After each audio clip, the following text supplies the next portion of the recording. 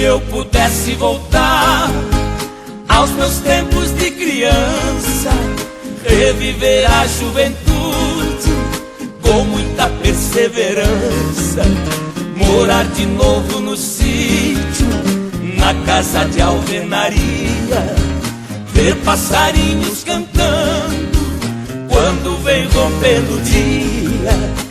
Eu voltaria a rever o pé de manjericão, a corruíra morando lá no oco do morão, os bezerros no piquete e nossas vacas leiteiras, e papai tirando leite bem cedinho na mangueira.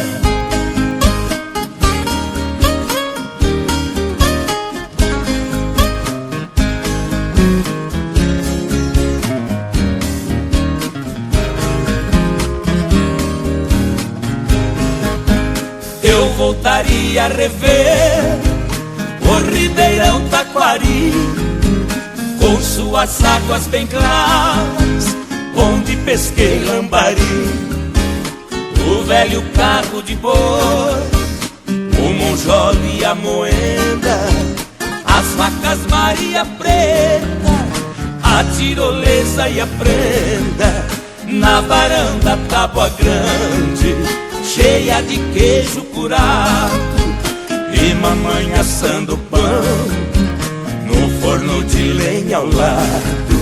Nossa reserva de mata, linda floresta fechada, as trilhas fundas do gado, retalhando a invernada.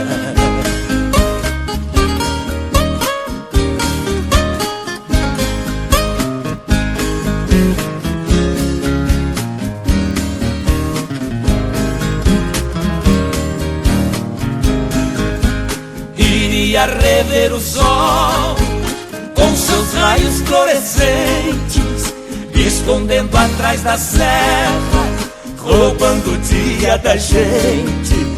O pé de dama da noite, junto ao mastro de São João, que até hoje perfuma a minha imaginação.